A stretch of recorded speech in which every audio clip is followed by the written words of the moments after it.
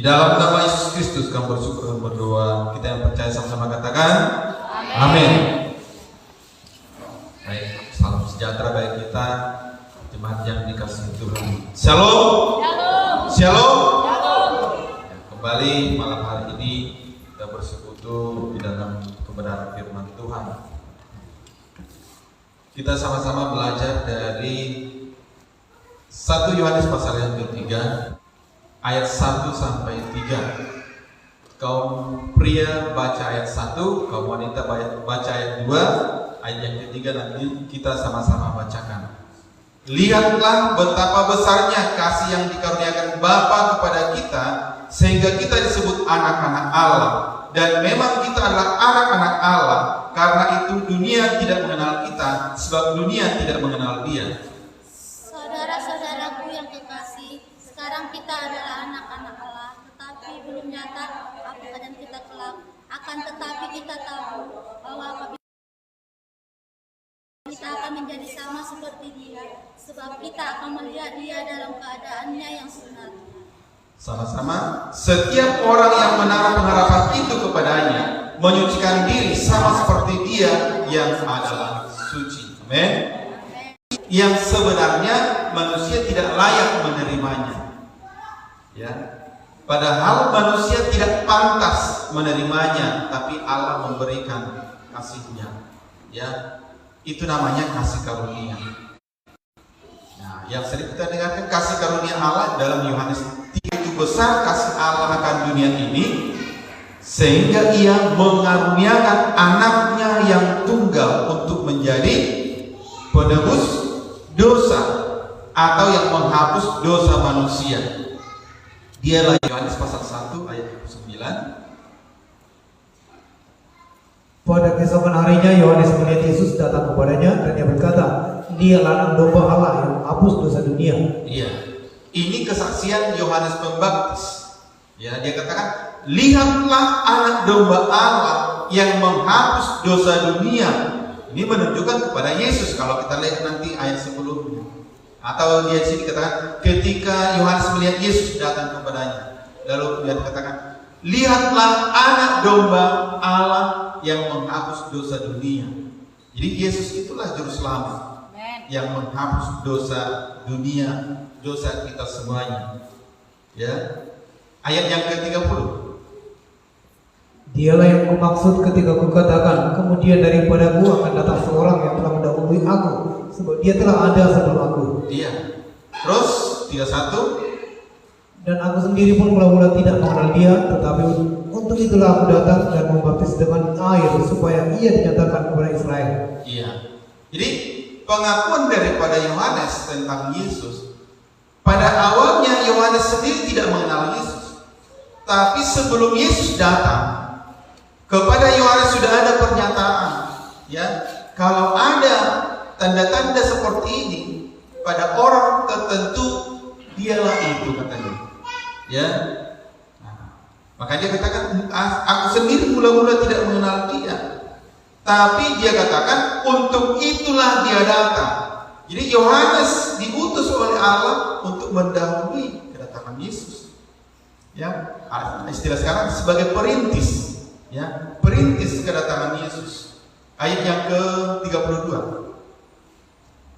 Dan Yohanes memberi kesaksian katanya, aku telah melihat Roh turun dari langit seperti merpati dan Ia tinggal di atasnya. Terus, dan aku pun tidak mengenalnya, tetapi Dia yang mengutus aku untuk membaptis dengan air telah berfirman kepadaku, jika kau melihat Roh itu turun ke atas seorang dan tinggal di atasnya, Dialah itu yang akan membaptis dengan Roh Kudus. Iya. Jadi tanpa pernyataan ini Yohanes tidak mengenal Yesus, ya. Dan kita tahu kelahiran Yohanes sendiri juga itu sangat ajaib, ya kan? Sama seperti kelahiran Isa, sama-sama, hampir mirip, ya.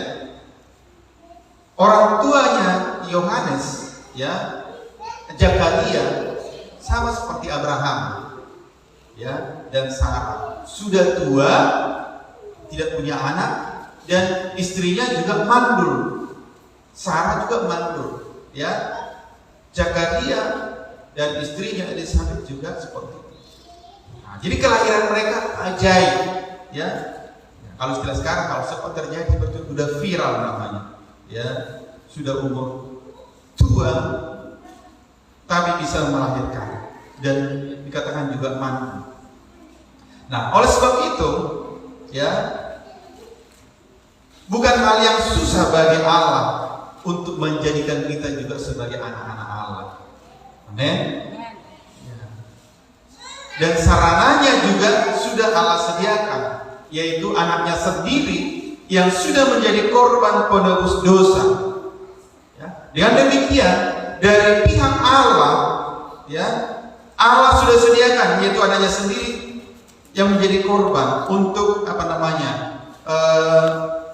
memberikan kesempatan atau kasih karunia bagi semua orang, ya, untuk bisa menjadi anak Allah.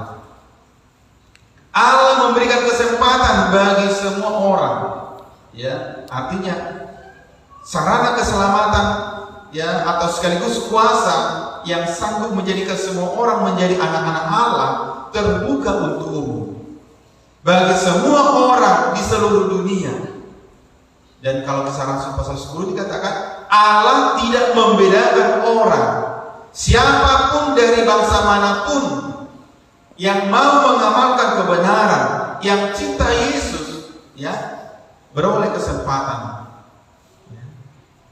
Jadi artinya sekarang ini Allah sedang menunggu siapa yang mau meresponi kasih karunia Allah itu dengan baik. Ya. Nah, jadi firman Tuhan malam hari ini juga tetap juga dalam menjadi segambar dengan Allah. Karena kalau kita menjadi anak-anak Allah, berarti kita sudah segambar dengan Allah. Nah, dari ayat yang sudah kita baca tadi itu ada dua hal di sini yang harus kita pahami tentang kasih karunia Allah ini. Ya. Nah, yang pertama kita sehingga kita disebut anak-anak Allah, dan memang kita adalah anak-anak Allah. Karena itu dunia tidak mengenal kita, sebab dunia tidak mengenal Dia. Nah, yang pertama di sini, ya, yang perlu kita pahami tentang kasih karunia Allah. Yang pertama, memang kita adalah anak-anak Allah. Amin. Ya, ini ayat ini mengatakan, dan memang kita adalah anak-anak Allah. Artinya pada dasarnya kita adalah anak-anak Allah. Kenapa? Karena dalam Efesus pasal 2 juga ini ditekankan, ya. Efesus 2 ayat yang ke-10. Karena kita ini buatan Allah, diciptakan dalam Kristus Yesus untuk melakukan pekerjaan baik yang dipersiapkan Allah sebelumnya Ia mau supaya kita hidup di dalamnya. Ya, kita ini buatan Allah, diciptakan dalam Kristus. Ya, artinya kita lahir dari Allah, dari Kristus sebenarnya. Ya, kalau secara jasmani, ya kan, kita diciptakan di dalam rahim ibu, baru nanti lahir, sehingga kita disebut anak kandung dari ibu kita masing-masing. Ya, diciptakan di dalam rahim ibu, baru lahir, baru kita dikatakan anaknya. Ini kita diciptakan di dalam Kristus, kita lahir baru atau percaya Yesus, berarti kita sudah menjadi anak Allah. Amin. Bisanya dimengerti? Gak seperti kemarin, ya. Nanti ada pula yang terjebak yang pura-pura mengerti. Ya. Jadi kita diciptakan di dalam Kristus, berarti kita anak-anak Allah, anak Kristus, lahir dari Kristus. Ya. Ayat dalam Efesus 1 ayat yang 4 sampai 5 ini lebih jelas lagi di sini. Sebab di dalam Dia Allah telah memilih kita sebelum dunia dijadikan, supaya kita kudus dan tak bercacat di hadapan-Nya. Terus dalam kasih Ia telah menentukan kita dari semula oleh Yesus Kristus untuk menjadi anak-anaknya sesuai dengan kerelaan kehendak-Nya. iya. Nah, ini juga sudah pernah saya sampaikan tentang ayat yang kelima ini, bahwa kita dipilih dan ditentukan untuk menjadi anak-anaknya. Ya.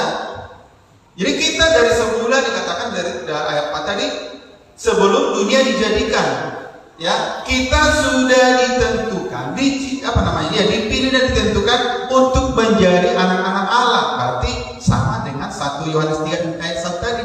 Memang kita adalah anak-anak Allah, atau pada dasarnya kita adalah anak-anak Allah. Amin.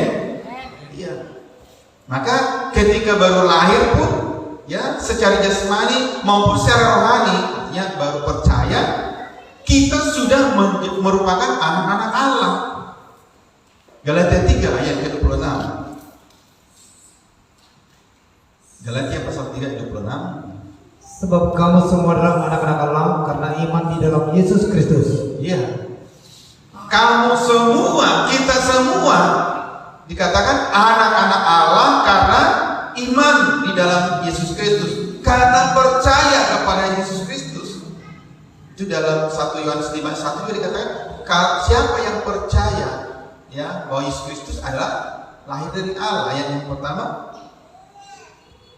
setiap orang yang percaya bahwa Yesus adalah Kristus lahir dari Allah, dan setiap orang yang mengasihi Dia yang melahirkan, mengasihi juga Dia yang lahir daripadanya. Iya. Jadi ada banyak ayat tadi, ya, yang memang menekankan bahwa kita ini adalah anak Allah. Ya. Di sini kata setiap orang yang percaya bahwa Yesus adalah Kristus lahir dari Allah. Kalau lahir dari Allah berarti anak Allah. Iblis berarti anak iblis. Ya. Lahir dari ibu berarti anak ibu, ya kan? Nah, jadi kembali yang pertama tadi, poin pertama, memang pada dasarnya kita ini adalah anak-anak Allah. Cuma karena dosa itu 12. Tetapi semua orang yang menerimanya diberinya kuasa supaya menjadi anak-anak Allah, yaitu mereka yang percaya dalam namanya. Iya. Nah, sini dikatakan semua orang yang menerimanya, ya, yang menerimanya, yang percaya kepada Yesus, ya, dikatakan diberinya kuasa. Saya periksa tadi dalam bahasa aslinya, bahasa Yunani, kuasanya dipakai exousia, artinya kuasa yang tidak terbatas, ya. Nah, artinya kita punya hak penuh yang tidak bisa diganggu gugat oleh siapapun, karena itu dari Allah, ya. Jadi kalau untuk di dunia ini sama dengan yang dikatakan hak asasi manusia. Kalau berbicara tentang hak asasi manusia, tidak bisa diganggu gugat siapapun, baik pemerintah. Contohnya hak untuk hidup, itu salah satunya, hak asasi manusia. Tidak boleh diganggu gugat. Makanya yang aborsi itu kan, itu memang tidak dilegalkan. Karena sejak sudah menjadi benih di dalam rahim, itu sudah punya hak hidup. Ya. Itu hak asasi manusia. Nah, jadi ini juga ketika kita menerima Yesus, kita sudah diberi kuasa, kita sudah punya hak penuh menjadi anak Allah. Ya. Sekali lagi saya bacakan, tetapi semua orang yang menerimanya diberinya kuasa supaya menjadi anak-anak Allah. Artinya kita sudah punya hak untuk itu, ya, untuk menjadi anak-anak Allah. Sudah Tuhan berikan kuasa yang tidak bisa diganggu gugat siapapun. Maka paslah yang saya katakan tadi, poin pertama, memang kita adalah anak-anak Allah. Hak itu tidak bisa dibatalkan siapapun kecuali kita sendiri, ya. Kalau kita memang tidak mau menerima Yesus, tidak mengakui Yesus, ya berarti kita sendiri yang membatalkan. Nah, jadi di sini, tapi syaratnya di sini menerima, ya, menerima.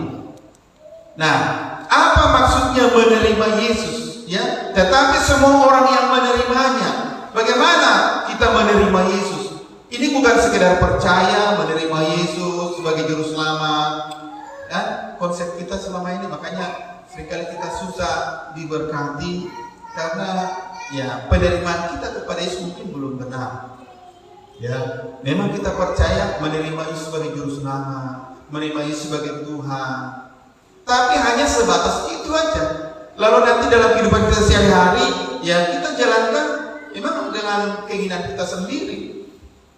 Ya, pengertian yang tepat untuk ini adalah menempatkan diri kita sebagai tubuh dan menerima Yesus sebagai kepala itu. Karena dalam, saya lihat tadi dalam Matius 8 ayat 19 sampai 20 itu kan ada orang Farisi yang mengatakan, "Guru, aku mau mengikut engkau, kemana saja engkau pergi," katanya. Tapi pernyataan Yesus, ya ada, coba kita lihat di sini ya. Lalu datanglah seorang ahli Taurat dan berkata kepadanya, "Guru, aku akan mengikut engkau kemana saja engkau pergi." Iya. Nah, ahli Taurat ya. Nah, dia berkata kepada Yesus, "Aku mau mengikut engkau kemana saja engkau pergi." Yesus tidak katakan, "Oke, bagus, good, come on." Bukan seperti itu. Ayat 20. Yesus berkata kepadanya, "Serigala mempunyai liang dan burung mempunyai sarang, tetapi anak manusia tidak mempunyai tempat untuk meletakkan kepalanya." Iya. Anak manusia tidak mempunyai tempat untuk meletakkan kepalanya. Artinya, yang Yesus cari itu adalah tubuh. Amin. Supaya dia menjadi kepala. Jadi kalau kembali ke Yohanes 1:12 tadi, siapa yang menerimanya, berarti kita harus menempatkan dia sebagai kepala. Itu yang menerima Yesus. Ya. Nah, jadi seringkali kita selama ini kan hanya menerima Yesus sebatas dalam perkataan. Kalau kita menerima dia sebagai kepala, berarti seluruh hidup kita ini harus dikendalikan oleh kepala. Itulah Yesus, itu yang benar. Itu yang dikatakan menerima Yesus sebagai kepala. Barulah nanti ada kuasa eksosia tadi itu, kuasa yang tidak terbatas, supaya kita benar-benar sebagai anak Allah. Bisa mengerti sampai di sini? Amin. Ya. Jadi menerima dia berarti kita hidup dipimpin sepenuhnya oleh Yesus lewat menjalankan hidup kita seturut dengan firman yang sudah kita terima. Amin. Iya. Kan seringkali kita memang mengaku kita menerima Yesus, tapi bukan menerima dia sebagai kepala. Karena nanti kita berjalan menjalankan hidup kita sesuai dengan pikiran kita sendiri. Seringkali juga kita bahkan melakukan hal-hal yang memang bertentangan dengan firman Tuhan. Makanya seringkali kita jauh dari Tuhan, berkat Tuhan jauh daripada kita. Ya, sehingga kadang kita sudah susah payah ya bekerja, tapi yang kita hasilkan kadang lenyap ya, atau tidak bisa kita nikmati apa yang kita kerjakan. Kenapa? Kita dipimpin oleh pikiran kita sendiri, gak benar-benar dipimpin oleh Yesus sebagai kepala. Nah, jadi di sini siapa yang menerimanya diberinya kuasa supaya menjadi anak-anak Allah adalah orang-orang yang mau menempatkan Yesus sebagai kepala. Artinya seluruh hidup kita, pola pikir kita, tindakan kita harus sesuai dengan firman Tuhan. Baru nanti kuasa itu ada di dalam kita, sehingga kita benar-benar sebagai anak Allah. Ya, jadi itu yang menerima Yesus ya sebagai kepala. Ya, ketika kita melakukan apa yang berkenan kepada Tuhan, bukan berkenan kepada hati kita. Kalau dalam Kejadian pasal 6 itu kan masing-masing manusia katanya melakukan sesuka hati, ya, sesuka hati. Itu yang membuat Allah sangat murka pada waktu itu. Ya, jadi kita jangan lagi hidup sesuka hati kita, tapi sesuka hatinya Tuhan. Ya. Dan itulah yang membuktikan kita nanti apakah kita anak-anak Allah atau anak-anak iblis. Ya. Dalam Yohanes pasal 8 itu ayat 44 itu kan sering sudah kita baca, iblislah yang menjadi bapamu katanya. Yang siapa yang berbapa kepada iblis? Itulah yang berdusta, yang membunuh atau selain membenci temannya, ya, membenci saudaranya, ya, itulah ciri-cirinya.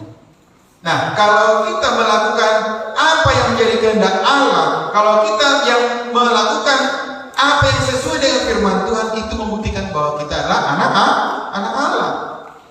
Sebagai contoh, dalam Matius pasal 5 itu, khotbah di bukit, salah satu di situ dikatakan, berbahagialah orang yang membawa damai. Ayat berapa itu? Ayat 9. Matius 5:9.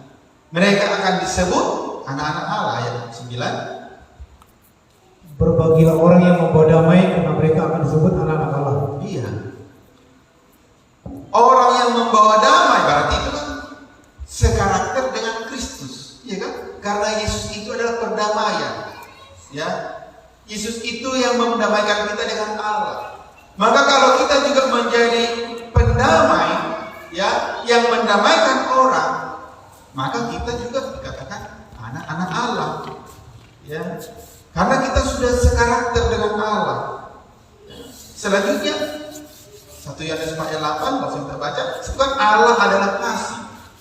Berarti kalau kita hidup dalam kasih, kita juga sudah sekarakter dengan Allah, maka kita anak Allah. Dalam Lukas pasal 6, coba ayat 35. Lukas 6 ayat 35. Tetapi kamu kasihilah musuhmu dan berbuatlah baik kepada mereka, dan pinjamkan dengan tidak mengharapkan balasan, maka upahmu akan besar dan kamu akan menjadi anak-anak Berbagi kalau teman. Tapi kalau musuh, kalau kita bisa mengasihi musuh dan berbuat baik kepada mereka, dikatakan kamu akan menjadi anak-anak Allah yang maha tinggi, katanya. Ya, termasuk juga ketika kita bisa meminjamkan sesuatu tanpa mengharap balasan. Ganti itu, katanya. Ganti, nggak terima aku, katanya.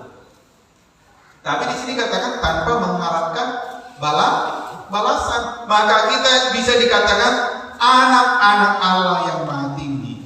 Kenapa? Karena Allah itu dikatakan di sini dia baik terhadap orang yang tidak tahu berterima kasih juga, bahkan kepada orang-orang jahat. Itulah Allah kita, baik kepada semua orang, termasuk kepada orang jahat. Nah, kalau kita bisa seperti itu, maka kita dikatakan anak-anak Allah.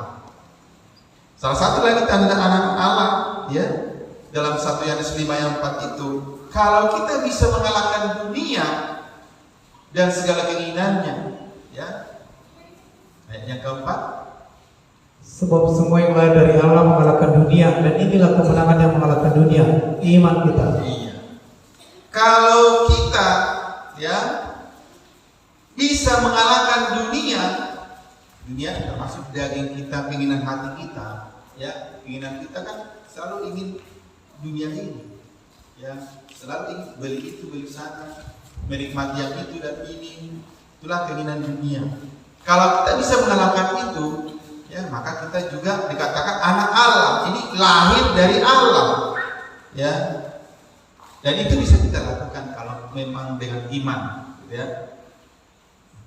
Sebab semua yang lahir dari Allah mengalahkan dunia. Nah, jadi ini tandanya kalau kita sebagai Allah bisa kita mengalahkan dunia. Dan ini bisa terjadi kalau kita bisa menaklukkan pikiran kita untuk dipimpin oleh Roh, ya, dipimpin Allah, bukan lagi dipimpin oleh daging kita tadi. Makanya tadi dikatakan Allah itu ingin ditempatkan sebagai kepala. Anak manusia tidak punya tempat untuk meletakkan kepalanya. Allah mencari orang-orang yang mau menempatkan diri sebagai tubuh, kemudian menerima Yesus sebagai kepala. Itu. Baru nanti kita, kalau Yesus sudah kepala, ya pasti kita bisa berkemenangan, ya kan? Ya. Yesus sebagai kepala, ya, dia yang berkuasa, dia akan melindungi yang tubuhnya. Ya.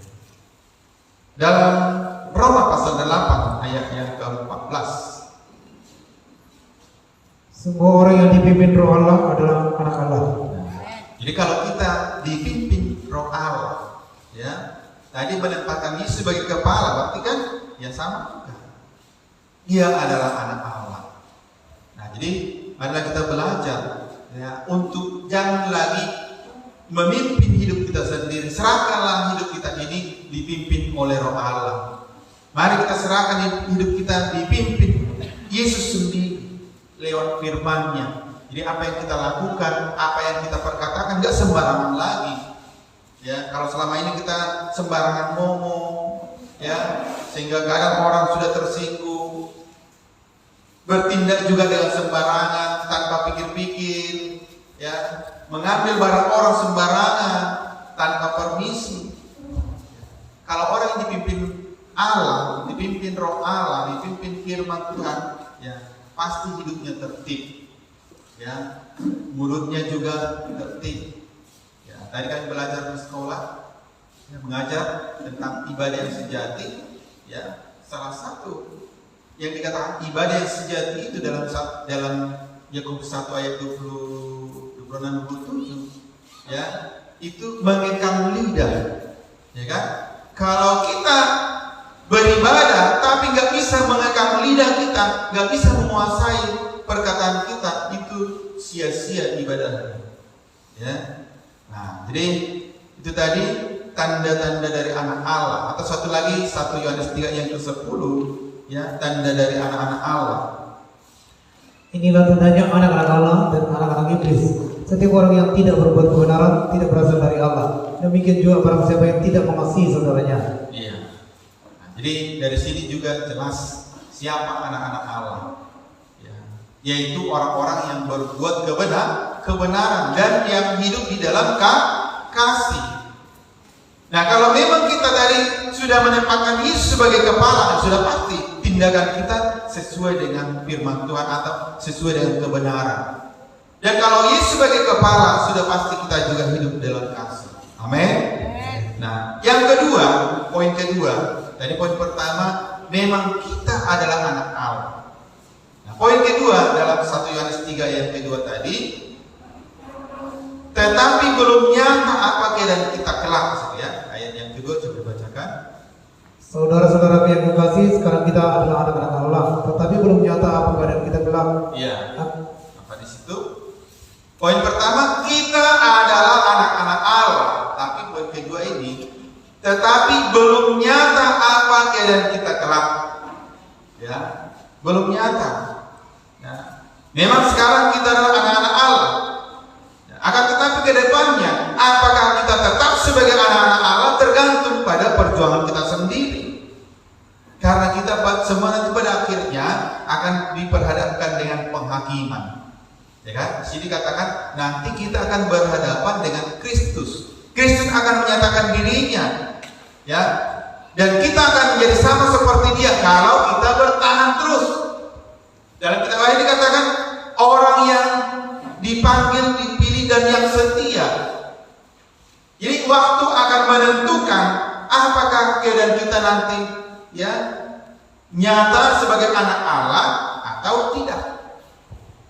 Maka dikatakan sini tadi, tetapi belum nyata apa keadaan kita kelak. Waktu akan menentukan. Perjuangan kita akan menentukan, kesetiaan kita akan menentukannya nanti. Amin. Sama seperti, ya, Yudas dan Demas, ya.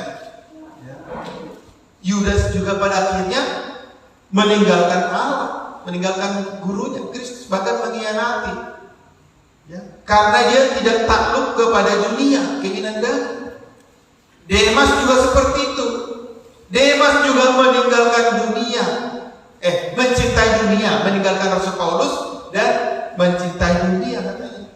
Artinya dia tidak setia sampai akhir. Keadaannya sudah berbalik dari mencintai Kristus menjadi mencintai dunia. Dari yang sebelumnya sudah menjadi anak Allah kembali menjadi anak-anak iblis.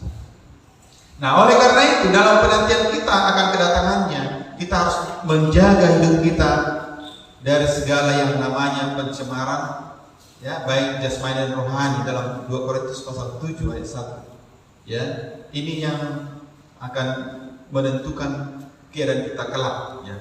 Ayat 1. Saudara-saudaraku yang kekasih, karena kita sekarang memiliki janji-janji itu, marilah kita menyucikan diri kita dari semua pencemaran jasmani dan rohani, dan dengan demikian menyempurnakan kekudusan kita dalam takut akan Allah. Iya. Kita sebenarnya sudah memiliki janji-janji itu, yaitu bahwa kita adalah anak-anak Allah. Ya, karena itu marilah kita bertahan terus di dalamnya. Dengan cara apa? Dengan cara terus menyucikan diri kita, ya, dari semua yang namanya pencemaran jasmani dan rohani. Menjaga hidup kita tetap bersih. Ya. Dengan cara apa? Ya, itu dengan bertekun di dalam firman, bertekun dalam ibadah kita. Karena itu yang sanggup menjaga hidup kita. Dan dari firman itu yang kita tahu tindakan kita benar atau salah. Ya, karena itu dalam Ibrani pasal 10 ya, itu dikatakan janganlah menjauhkan diri dari pertemuan-pertemuan ibadah kita. Karena dari ibadah itu kita mempunyai kuasa untuk bisa melawan kedagingan kita ini. Ya. Makanya lihat aja kalau orang yang jarang ibadah, dia sangat gampang jatuh ke dalam dosa, gampang terseret kepada hawa nafsu. Karena apa? Gak ada kekuatan untuk melawan hawa nafsu itu. Ya. Ketika kita dengar firman Tuhan, firman itu menjadi kekuatan bagi kita. Dan firman itu juga yang menyucikan hati dan pikiran kita. Sehingga kita nanti bisa tetap kuat dan kita bisa waspada akan godaan-godaan iblis. Kita bisa waspada cara-cara iblis yang menjauhkan kita dari kasih karunia itu tadi. Ya. Dalam Filipi pasal 2 ayat yang ke-15,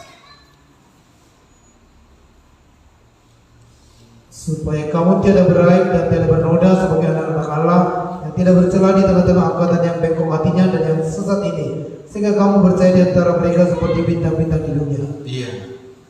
Nah, jadi inilah kerinduan Tuhan, ya. Supaya kita tidak beraib dan tidak bernoda sebagai anak-anak Allah. Kalau kita mengaku sebagai anak-anak Allah, tapi orang melihat ya, perbuatan kita, perbuatan yang tercela, perkataan kita masih keluar kata-kata kotor, di jalan gampang emosi, ketika ada di salib langsung keluar kata-kata makian, padahal mengaku anak Allah. Sampai kepada hal-hal kecil pun nanti mari kita waspada. Tetap menjaga hidup kita tidak beraib dan tidak bernoda, artinya tidak ada yang bisa dipersalahkan orang lain, sama seperti Daniel, ya kan? Daniel di istana raja, kan mereka semua itu mengintai, meneliti Daniel dari segala hal, ya, di dalam pekerjaan sebagai pejabat, ya kan? Diperiksa semua karena mereka memang sengaja mau menjebak, ya kan? Memang mereka sengaja mau menjebak, maka selalu diperiksa. Dalam keuangan beres enggak? Dalam pekerjaan bertanggung jawab enggak? Diperiksa. Dalam hubungan dengan sesama pejabat ada enggak yang salah? Ternyata mereka tidak ada menemukan satu noda pun yang bisa dipersalahkan untuk menjebak Daniel. Tidak ada. Maka mereka mencari-cari alasan lah, ya kan?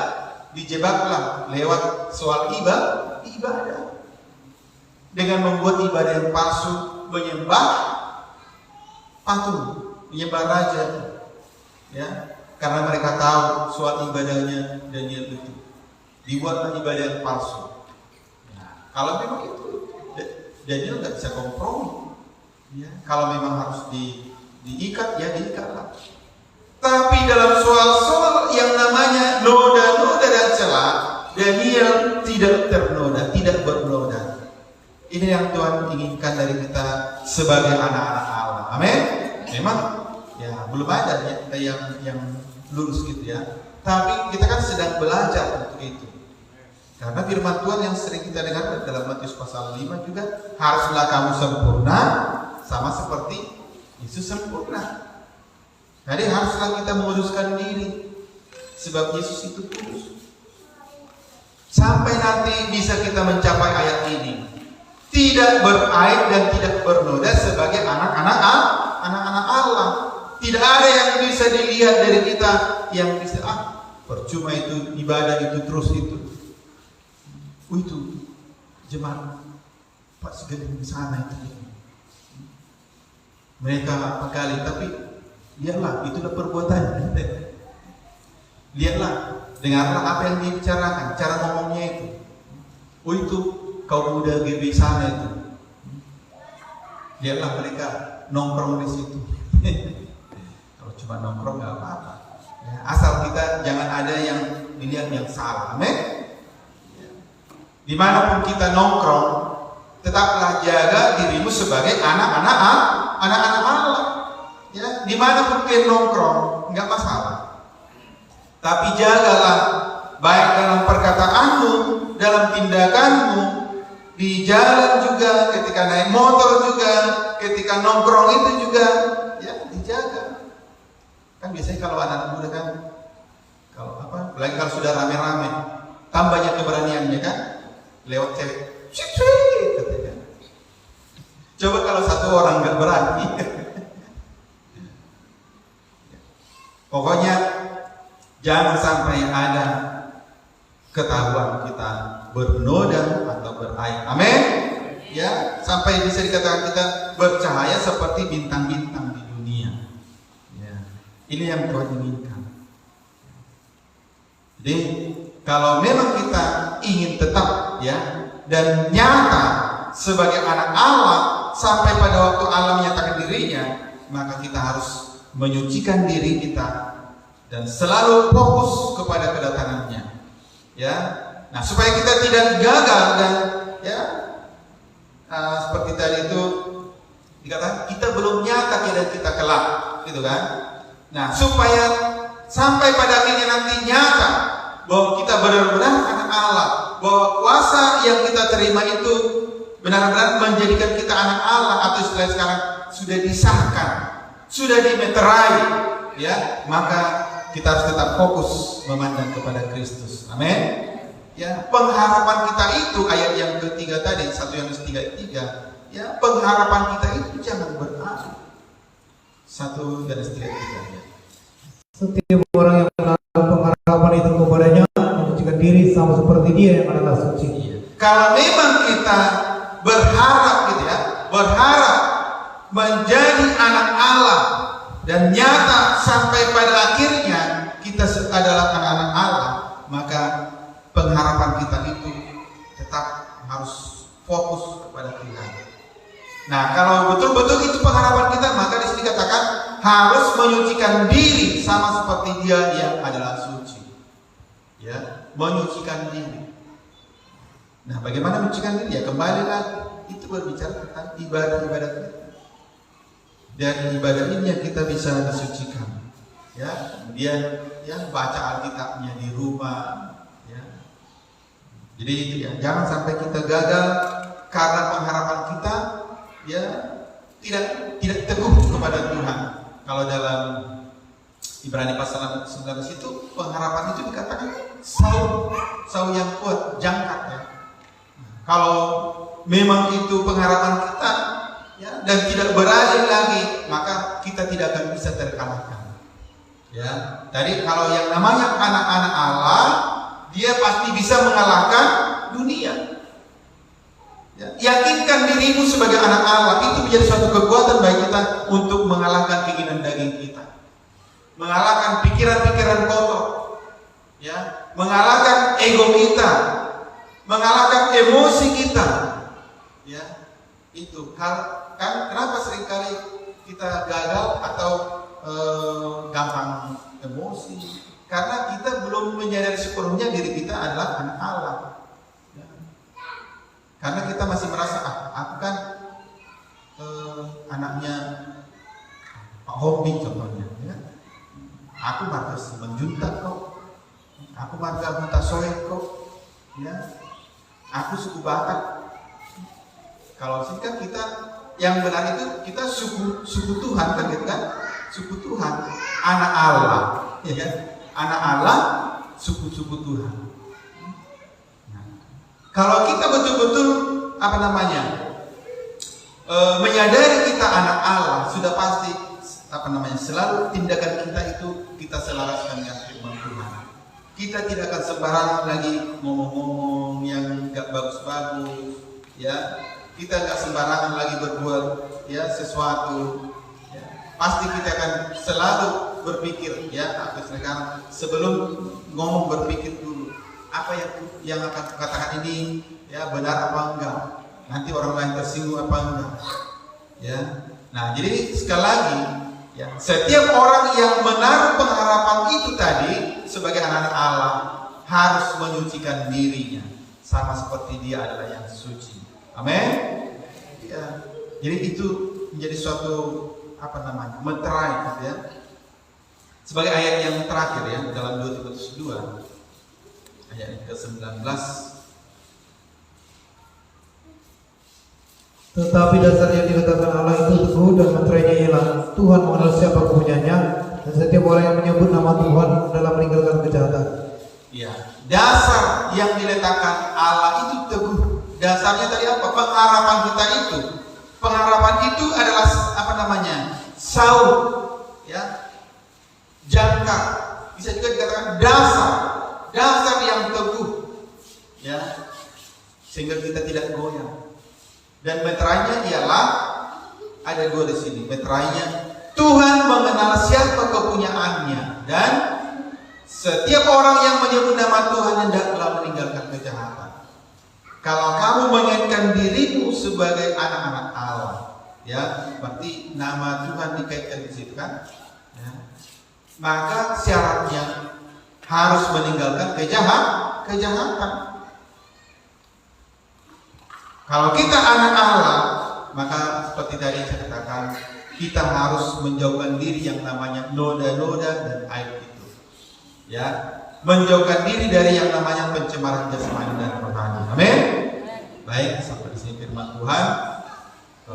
Sementara kami akan memberikan persembahan kami, Tuhan memberkati kami umat-Mu ya Tuhan. Di dalam nama Yesus Kristus kami berdoa, haleluya. Amin.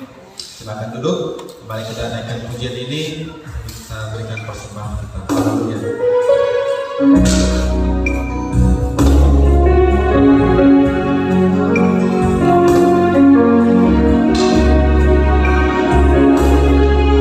Kita